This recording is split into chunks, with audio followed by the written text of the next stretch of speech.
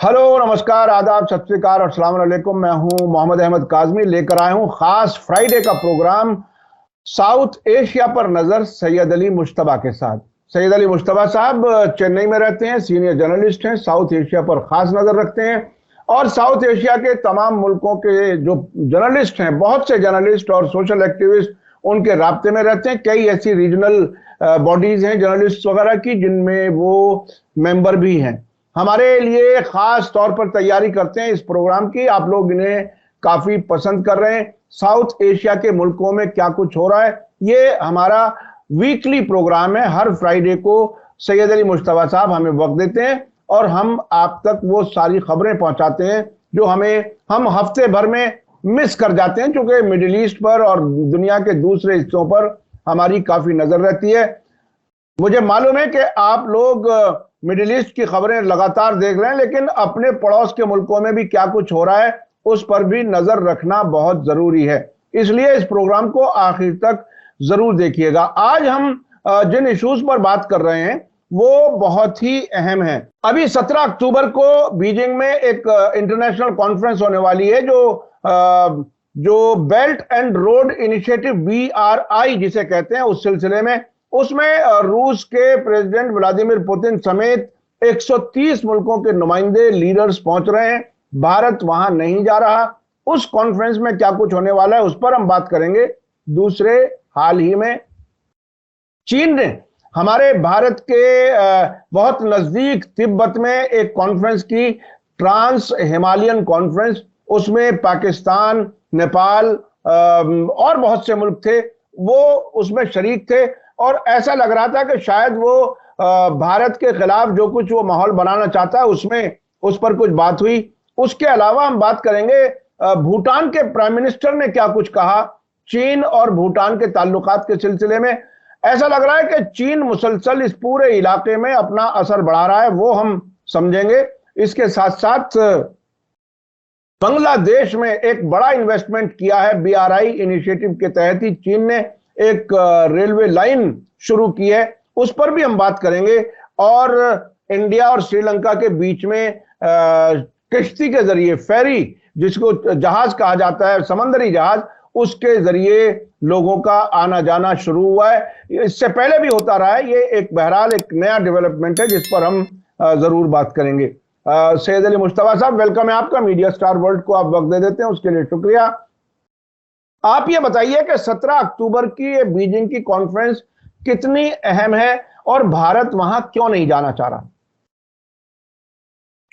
जी शुक्रिया काज़मी साहब। पहले हमारे सामीन को मेरा आदाब, सत श्री अकाल और सलाम वालेकुम। आज हम लोग बीजिंग चल रहे हैं और ये बड़ी खबर है। बड़ी खबर इसलिए है कि चाइना ने जो ये BRI जो बेल्ट एंड रोड इनिशिएटिव है उसके 10 साल पूरे कर लिए हैं और ये 10 साल पूरे करने के बाद उन्होंने एक कॉन्फ्रेंस बीजिंग में किया है, 17 अक्टूबर को होने वाला है, जिसमें जितने भी उसके मुल्क हैं, अब आप ये समझ लीजिए कि 202 मुल्क हैं पूरे दुनिया में, उसमें 130 मुल्क जो हैं वो उनके नुमाइंदे जो हैं वो आ रहे हैं वहां बीजिंग में, इंक्लूडिंग व्लादिमीर पुतिन साहब जो हैं वो भी पहुंच रहे हैं। और मतलब साउथ एशिया में जो है वो हमारे विक्रमासिंघे साहब जो हैं, जो श्रीलंका के अभी केयर टेकर प्रेसिडेंट हैं, वो जाएंगे और भी जो है पाकिस्तान और नेपाल, इनके लोग जो है वहां पे होंगे। तो ये बताने की कोशिश है कि जो है वो आधी दुनिया जो है वो चाइना के साथ है। इससे तो एक संकेत ये मिल रहा है, क्योंकि 130 नंबर जो है वो आधे से तो ज्यादा हो ही गया। मतलब इसकी ये कहानी है। अब ये चाइना जो है इसमें कुछ हम उसके बाद कॉन्फ्रेंस के बाद कुछ अनाउंसमेंट वगैरह करेगा। वो ये भी देख रहे हैं कि कितने प्रोजेक्ट हम कहाँ कहाँ चला रहे हैं 130 मुल्कों में, उनसे उन्हें क्या फायदा हो रहा है, क्या नुकसान हो रहा है, और ये सब चीजें जो है वो वहाँ पे इस कॉन्फ्रेंस में कही जाएंगी। और सबसे पहले जो है वो मीटिंग को एड्रेस करेंगे चाइना के जो प्रीमियर हैं ली जिनपिंग, वो मतलब उसको संबोधित करेंगे। और उन्हीं का ये मतलब उन्हीं के का ये फ्लैगशिप प्रोजेक्ट है, जो कि एक बहुत ही मतलब सिग्निफिकेंट प्रोजेक्ट है ग्लोबल स्टेज पे, क्योंकि वो चाइना जो है वो बड़ी तेजी के साथ जो है वो ग्लोबल स्टेज पर आना चाहता है और अमेरिका को जो है ढकेल के बाहर ले जाना चाहता है। ढकेलना चाहता है उससे। और पुतिन का जो यहाँ पे आने का जो जो जो मैं इसको हिंदी में कहते हैं तात्पर्य है मतलब मीनिंग है, वो यही है कि रशिया जो है वो अपनी सेंट्रल पोजीशन जो कि अमेरिका के साथ थी, सोवियत यूनियन और अमेरिका दो पोल हुआ करते थे एक जमाने में, उसके सोवियत यूनियन के बाद रशिया आ गया है। तो मेरा यहाँ पे मानना ये है कि इस पुतिन साहब इसमें आ रहे हैं, इसका मतलब ये है कि ये सब सर्विएंट रोल या सेकंड फिडल रोल जो है वो रशिया का मानने के लिए तैयार है कि अब हम जो है वो अमेरिका से सीधा का सीधा जो है हम कंपटीशन नहीं ले सकते हैं, और ये कंपटीशन अब वो हैंड ओवर कर रहे हैं चाइना को, और पीछे जो है वो खड़े हो रहे हैं उसके। तो ये मैं इसकी एनालिसिस निकाल रहा हूँ, और ये खबर के साथ ये भी देना चाह रहा हूँ कि इंडिया को इसका इनिशिएटिव मतलब इसके इन्विटेशन मिल चुका है। 2017 में भी ये कॉन्फ्रेंस हुई थी, इसी की 2019 में भी हुई थी, उसके बाद कोरोना की वजह से नहीं हुई, लेकिन ये 10वां मतलब कॉन्फ्रेंस है उनका 10 इयर्स ऑफ मतलब BRI, जिसमें इंडिया नहीं जा रहा है। इंडिया को ऑब्जेक्शन है BRI में, और BRI को वो इंडिया नहीं मानती है इसलिए कि अमेरिका नहीं मानती है, तो इंडिया भी अमेरिका के साथ है। तो इंडिया जो है, हालांकि चीन ने जो है बहुत, मुझे याद है मैं इसको फॉलो भी कर रहा था, चीन ने बहुत कोशिश की इंडिया को कि अपने इस BRI प्रोजेक्ट में ले आए। उनका एक प्रोजेक्ट है जो कि उनका प्रोविंस है यूनान से म्यांमार से होता हुआ नॉर्थ के एक्टिविटी प्रोजेक्ट उनका पहले हो गया था, उसमें इंडिया गई भी थी उसकी, और उसको वो लेके भी आना चाह रहे थे, उसमें बांग्लादेश भी इंक्लूडेड था, लेकिन अब वो सारी चीजें जो है वो ठंडे बस्ते में चली गई हैं, इंडिया नहीं जा रहा है वहां पे। और वो बेसिकली इसका है कि इंडिया जो है वो मतलब अमेरिका के खीमे में है और इस BRI प्रोजेक्ट को नहीं मानता है। तो यही मतलब मुझे इसमें वैसे BRI के बारे में अगर मैं बहुत ही संक्षिप्त में ब्रीफ आपसे मालूम करूं, इसका मकसद क्या चीन सड़क के या ये कहिए जमीनी रास्ते से पूरी दुनिया को अपनी चपेट में लेना चाहता है? अगर सादा लफ्जों में कहा जाए कि अपना कारोबार पूरी दुनिया से बढ़ाने के लिए उसने ये रास्ता अपनाया है। ये चीन ऐसा लगता है कि बहुत ही दूर तक कुछ प्लानिंग है इसकी। आप इसको कैसे समझें BRI को? नहीं, आप सही पहुंच गए, सही उसका जो वो यही है जो आप कहना चाह रहे हैं। और BRI में ये जरूरी नहीं कि रोड इनिशिएटिव, उसमें जो है वो समुद्री रास्ता भी वो BRI है। और इसके अंदर ये क्या कर रहे हैं कि इस तरह के कंट्री को जो है वो, अब जैसे इन्होंने CPEC बनाया है पाकिस्तान के साथ, और वो BRI का प्रोजेक्ट है। अब इसमें अपने सामाइन को मैं बता दूं कि ये जो CPEC प्रोजेक्ट है जो कि मतलब काराकोरम हाईवे से होता हुआ मतलब वो POK हमारे से होता हुआ वो बलूचिस्तान चला जाता है। जो इनिशियली जब ये प्रोजेक्ट तैयार हुआ था, चाइना ने बनाया था, तो वो ये कह रहा था कि हम लद्दाख के रास्ते से, हमारा जो कश्मीर है इस रास्ते से होता हुआ वो पाकिस्तान के अंदर जाना चाहता था। ये इसके इनिशियल प्रोजेक्ट था जिसको इंडिया ने रिजेक्ट कर दिया। तो उसके बाद ये फिर जो है वो काराकोरम हाईवे से जो है वो चाइना से होता हुआ वो वहां गया। ये मैं आपके प्रोग्राम से बताना चाहता था कि इंडिया का उस पर ऑब्जेक्शन था कि नहीं हम, क्योंकि उसके बाद जो है फिर अगर वो चाइना आके के बैठ जाएगा तो फिर वो कश्मीर का मामला ही खत्म हो जाएगा और वो दूसरी तरफ पूरी सारा लद्दाख का भी मामला खत्म हो जाएगा। तो ये BRI का मंशा ये है कि ये सारे जो वीक कंट्रीज हैं, छोटे कंट्री हैं, यहाँ चाइना जो है अपना पोर्ट डेवलप करता है, यहाँ पे उनके इंफ्रास्ट्रक्चर रोड डेवलप करता है, इनके रेल डेवलप करता है, इनके एयरपोर्ट डेवलप करता है, और इन पे जो है वो इन्वेस्टमेंट करता है, और उस इन्वेस्टमेंट के जरिया उस कंट्री के ऊपर अपनी पकड़ बनाता है।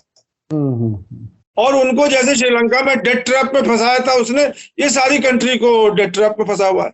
अब वो दूसरा जो एक और मंशा है उसका कि जैसे मैं आपको यहाँ बता दूं कि जैसे गारदार है वो मतलब पोर्ट जो है, और हाँ गरादर, तो उससे वो तेल लाना चाहता है वेस्ट एशिया से। इन्होंने 4-5 पॉइंट बनाए हुए हैं, 4-5 पॉइंट बनाए हुए हैं जिससे वो गल्फ और जो मलक्का स्ट्रेट है और जो वो साउथ चाइना सी है उस पर डिपेंडेंस खत्म करना चाहता है। अब ये जो जहाज होगी तेल की, ये पाकिस्तान के गारदार में लग जाएगी, वहां से पाइप से जो है वो जहाज तेल जो है वो चला जाएगा चाइना। उसी तरह से सिटविट पोर्ट जो है म्यांमार में है, वहां के लग जाएगा जहाज गल्फ से तेल का, वो वहां से बाई पाइप जो है वो चाइना चला जाएगा। तो इन्होंने 4-5 पॉइंट बनाए हैं इन, क्योंकि बिना तेल के तो कोई दुनिया चल ही नहीं सकती, कोई मुल्क चल ही नहीं सकता अगर तेल बंद हो जाएगा। तो ये ऑल्टरनेटिव है, ये इनका बेल्ट एंड रोड इनिशिएटिव है। लेकिन जो फाइनल इसका कंक्लूजन ये है कि ये सारी दुनिया पे फतह करना चाहते हैं, और वॉशिंगटन को और अमेरिका की जो ग्लोबल सुप्रीमेसी है, the only super power in the world, the lonely super power in the world, और जो अमेरिका कहेगा वही पूरी दुनिया करेगी, उस हेजेमनी को ये खत्म करना चाहते हैं। ये बेल्ट एंड रोड इनिशिएटिव का फाइनल मकसद है। अच्छा मुस्तफा साहब, आपने जैसे कि बताया कि चीन नए वर्ल्ड ऑर्डर बनाने की तैयारी कर रहा है, अमेरिका की सुप्रीमेसी खत्म करने का इंतजाम कर रहा है, और इतनी बड़ी तादाद में मुल्कों को अपने बेल्ट एंड रोड इनिशिएटिव से जोड़ रहा है। अभी जो एक ताजा खबर है वो बांग्लादेश से है। बांग्लादेश में एक रेलवे लाइन उन्होंने शुरू की है। वो हम अब से पहले कई बार डिस्कस कर चुके हैं कि वो किस तरह से श्रीलंका में, बांग्लादेश में, और अब भूटान की भी हम अभी बात करेंगे। तो बांग्लादेश में क्या कुछ कर रहा है चीन? नहीं, ये तो देखिए, ये जो है उनकी बायलैटरल संधि थी, और पद्मा रिवर के ऊपर, जो पद्मा रिवर हमारी गंगा का ही जो है वो एक मतलब वो फेस है, जब वो बांग्लादेश में चला जाता है तो उसका नाम पद्मा हो जाता है। तो वहां पे उसके ऊपर उसने बहुत बड़ा रेलवे ब्रिज बनाया है, जो कि बांग्लादेश के अंदर जो है वो सबसे बड़ा ब्रिज है, और एक आर्किटेक्चरल मार्वल भी है, क्योंकि रिवर के ऊपर ब्रिज बनाना ये आसान काम नहीं है, जो उन्होंने बना दिया है। और ये ऐसा नहीं कि कल बनाया है, इसकी तैयारी जो है 10 साल पहले से चल रही थी, इनकी बायलैटरल संधि थी। और इसकी इनॉग्रेशन जो है ये कल 2-3 दिन पहले, इसी हफ्ते मंडे को उसका फ्लैग ऑफ हुआ है, और वो जैसोर और ढाका के बीच में वो लिंक कर रहे हैं। तो उनका एक फेस जो है वो चालू हो गया है। तो यही खबर है, जो कि पूरी की पूरी जो ये ब्रिज बनी है वो भी बेल्ट एंड रोड इनिशिएटिव के अंडर ही बनी है, जो कि चाइनीज इन्वेस्टमेंट के साथ बनी है। वो और उस पर इंडिया को भी कोई ऑब्जेक्शन नहीं है, क्योंकि वो एक अपनी कंट्री का जो है अपना इनिशिएटिव है। तो ये खबर जो है, ये खबर इसलिए भी ज्यादा अहमियत रखती है कि अभी एक तरफ तो बेल्ट एंड रोड इनिशिएटिव का वहां 10वां साल का कॉन्फ्रेंस हो रहा है, और तरह तरह की चीजें हो रही हैं, और यहाँ बांग्लादेश में उसको इनॉग्रेट किया। क्योंकि अब ये भी बताना चाहता हूं मैं कि चाइना जो है वो टाइमिंग का भी बहुत बड़ा मास्टर है, क्योंकि हालांकि बेजिंग से और ढाका से कोई मतलब नहीं है इसका। ये 2-4 दिन के बाद भी कर सकता था, 2-4 दिन पहले भी कर सकता था। वो तो रेलवे लाइन बनकर तैयार हो गई है, और वो तो मतलब उनका वो है। अब इसके साथ साथ अभी जो मैं अभी बात कर रहा था कि बेजिंग में 17 तारीख को कॉन्फ्रेंस होगा, इसमें विक्रमासिंघे जो हमारे श्रीलंका वाले हैं वो जा रहे हैं बेजिंग इसी कॉन्फ्रेंस में। और अभी मैं अखबार में देख रहा था कि वहां जो है अभी कोलंबो पोर्ट जो है उसका डेवलपमेंट चाइना कर रहा है। उसके लिए अगले फेज का जो पैसा है वो उसका इंतजाम करने जा रहे हैं वहां पे। तो वो भी शायद वहां से वो लेके आ जाएं, और कोलंबो पोर्ट का फिर जो है आगे जो है, क्योंकि उसमें 10 टर्मिनल है, 10 टर्मिनल से 9 टर्मिनल जो है वो चाइना बना रहा है, और एक टर्मिनल जो है वो अपने अडानी बना रहे हैं। वो मोदी साहब ने गिफ्ट किया है अडानी को, और अडानी जो है वो उसके टर्मिनल बना रहे हैं। तो ये तो खबर है, मतलब उसी की, वो सारी उसी कड़ी से आ रही है, जो बेल्ट एंड रोड वाले इनिशिएटिव से। अच्छा, हम चूंकि बांग्लादेश डिस्कस कर रहे हैं, तो बांग्लादेश से एक खबर और आ रही है कि फॉर्मर प्राइम मिनिस्टर खालिदा जिया बहुत ज्यादा बीमार हैं, और वो विदेश जाना चाहती थी इलाज के लिए, और क्या कुछ है वो। चूंकि ये दोनों लेडीज इस मुल्क को रूल करती रही हैं इतने लंबे अरसे से, लेकिन एक खातून दूसरी खातून के खिलाफ इतना शदीद रुख इख्तियार करेगी कि इतनी सीरियस बीमारी के वक्त में इजाजत भी नहीं देगी इलाज के लिए विदेश जाने के लिए। ये क्या कुछ है वहां की सियासत को थोड़ा सा और बताइए, क्या है? नहीं, देखिए, ये जो है खालिदा जिया जो हैं वो बांग्लादेश नेशनलिस्ट पार्टी की लीडर हैं, और वही प्रेसिडेंट हैं, और वो पहले भी जो हैं मतलब प्राइम मिनिस्टर रह चुकी हैं बांग्लादेश की बीएनपी पार्टी की। अब उनकी जो उम्र है वो 78 ईयर्स हो गई है। और वो जो है वो बहुत ही मतलब क्रूशल मोमेंट पे अभी हैं। जब हम ये प्रोग्राम रिकॉर्ड कर रहे हैं, हो सकता है कि जब तक ये एयर पे जाए, हो सकता है कि उनका इंतकाल हो जाए, क्योंकि डॉक्टरों ने, वहां के एक पैनल ऑफ डॉक्टर हैं, उन्होंने कह दिया है कि इनकी जो है, she is a terminally ill, वो किसी वक्त भी इनकी रूह जो है बर्बाद हो जाएगी। और अगर कुछ हो सकता है मुआवजा, तो इनको बांग्लादेश में वो ट्रीटमेंट अवेलेबल नहीं है। इनको इजाजत दी जाए कि ये जो है कहीं के बाहर मुल्क में जो है एयर एम्बुलेंस से ले जाए इनको, और वहां कुछ इनकी इलाज हो। इस हवाले से जो हसीना वाजिद की जो सरकार है, उसने मना कर दिया है कि हम इनको ले जाने नहीं देंगे, और वो फैसला उन्होंने कर दिया है। और ये फैसला जो है वो जरा मतलब इंसानियत से हटके है थोड़ा सा, क्योंकि मतलब वो सियासी माहौल और ये सब चीजें तो अलग हैं। यहाँ पर तो किसी के मौत और जिंदगी का ये है, उसमें इन्होंने कड़ा रुख अपनाया है। और उसका रीजन ये है कि खालिदा जिया जो है वो 17 साल के लिए कन्विक्टेड हो चुकी है करप्शन केस में 2017 में। उसके बाद उन्हें 2 साल बाकायदा उन्होंने प्रिजन काटा था, और जब प्रिजन में थी तो उनकी सेहत जो है वो बहुत खराब हो रही थी। तो उनका जो वो प्रिजन वाला जो सेंटेंस है, उसको उन्होंने हाउस अरेस्ट कर दिया। तो अब वो जहां अभी आज के डेट में वो अपने घर में है, हाउस अरेस्ट में है, और वहां पे उनकी उनकी जो है इलाज चल रही है, और उनका जो है, और बार बार जो है वो आईसीयू में जाती हैं किसी हॉस्पिटल में, और वहां से आती हैं। तो अब तो मामला जो मैं यहाँ से देख रहा हूँ, वो तो बस ये है कि अल्लाह के ऊपर है कि किस वक्त बुलावा आ जाए, वही वाली बात है। अच्छा, मैं वापस चलता हूं। चीन के बढ़ते हुए इन्फ्लुएंस को देखते हुए जिस तरह से हम देख रहे हैं, और शायद हमारे दर्शक इस बात को समझ रहे हों कि ये चीन पे हम इतना फोकस क्यों है। चीन हमारा पड़ोसी है, हमारा दुश्मन है, और हमारी जमीन को कब्जा करके बैठा हुआ है। और अभी उसकी नजर और भी अरुणाचल प्रदेश को अक्सर वो अपने मुल्क का हिस्सा कह देता है। इसलिए हमें चीन पर नजर रखना बहुत जरूरी है। ये अभी भूटान के प्राइम मिनिस्टर जिनके साथ भारत का डिफेंस पैक्ट है, यानी वो हमारी फौज पर, हमारी सिक्योरिटी पर वो डिपेंड करता है।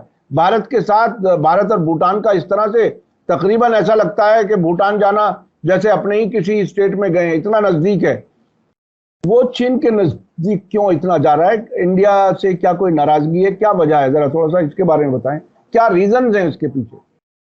नहीं, देखिए, इसको समझने के लिए वो यही है कि जैसे हमारा इंडिया का और चाइना का बाउंड्री इशू है, जो कि अभी तक वो LAC है, लाइन ऑफ एक्चुअल कंट्रोल है, और वो डिमार्केशन नहीं हुआ है।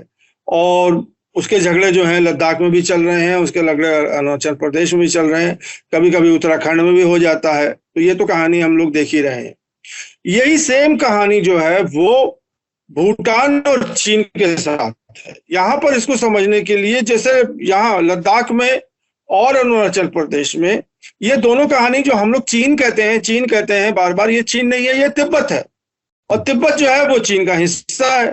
तो हमें समझने के लिए ये जो बाउंड्री इशू है, that is between Tibet and Ladakh, Tibet and Arunachal Pradesh, उसी तरह से तिब्बत एंड भूटान।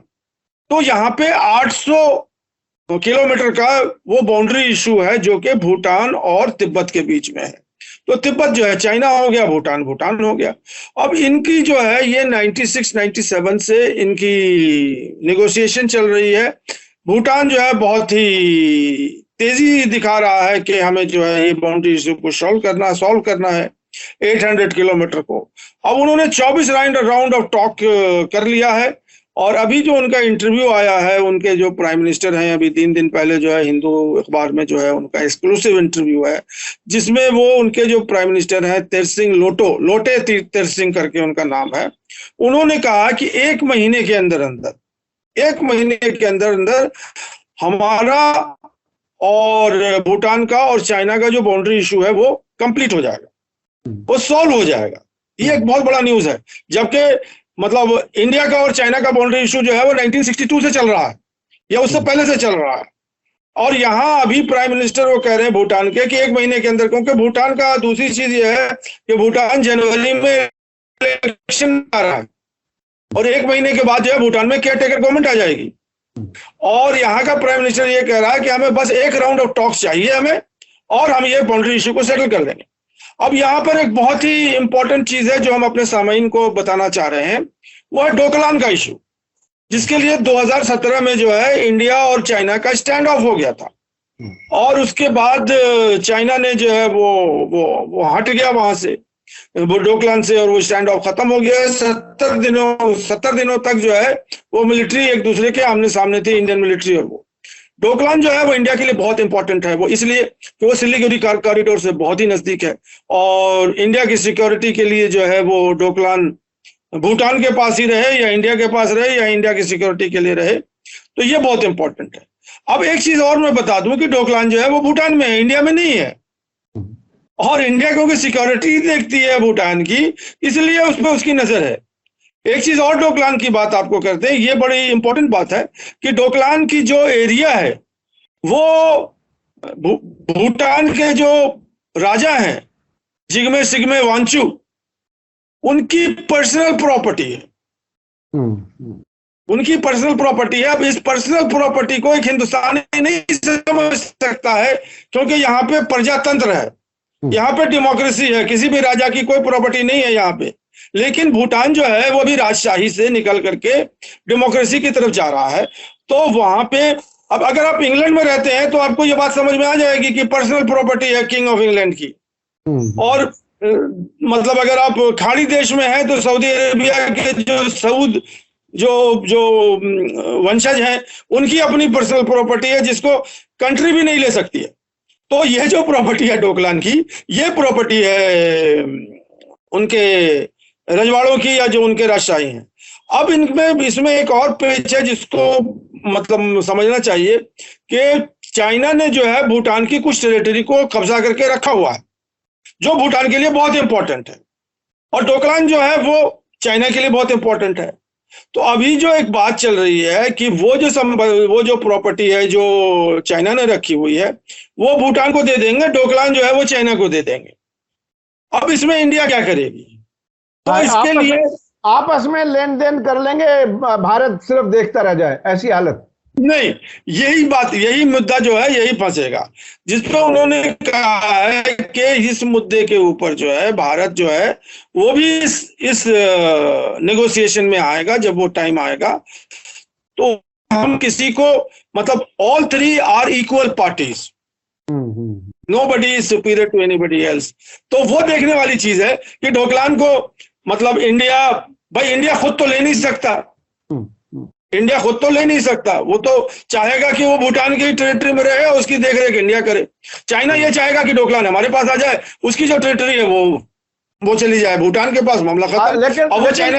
लेकिन इससे भारत का सिक्योरिटी कंसर्न बढ़ेंगे, ऐसे हालात हैं क्योंकि उससे पहले जी तो यहाँ भी एक तरह से भारत के खिलाफ जो एक घेराबंदी एक तरह से कर रहा है चीन, उसी के इशारे कुछ नजर आ रहे हैं। अच्छा, आखिर में चूंकि आप चेन्नई में रहते हैं, वक्त की भी हमारे पास कमी है, इंडिया और श्रीलंका के बीच में जो फेरी सर्विस कोई शुरू हुई है वो क्या है? क्या आप भी कभी इस तरह की फेरी सर्विस से श्रीलंका कभी गए हैं? क्या कुछ है?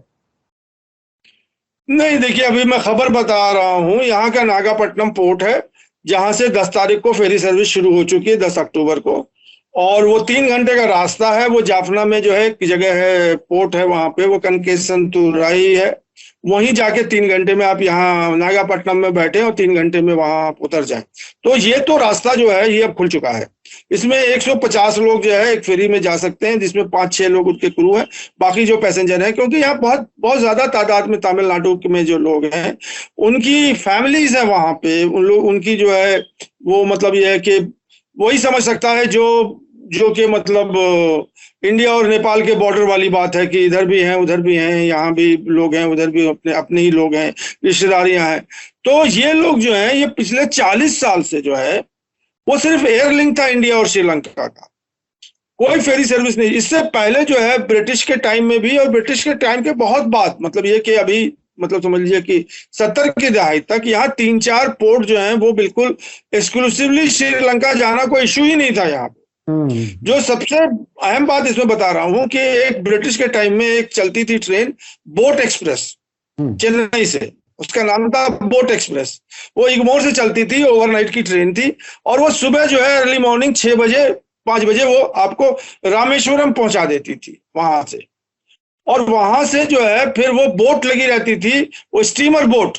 अगर आप लोग मतलब जी, उसकी जी। सर्विस हम लोग देख चुके हैं, यहाँ नहीं, वहाँ स्टीमर बोट लगी होती थी। ये जितने जो लोग थे ये सब श्रीलंका जाने वाले लोग थे, ये सब कोलंबो वाले जाने लोग थे। वहां उसमें स्टीमर बोट में बैठ जाते थे और वहां से फिर वो कोलंबो पहुंच जाते थे, 3 घंटे की रास्ता। एक और जो है वहां यहाँ पे सर्विस हुआ करती थी, वो टूटीकोरन से, जिसको आजकल टूटीकोरन है, और पहले जो है टूटीकोडी कहलाता था, यहाँ से वो श्रीलंका के लिए।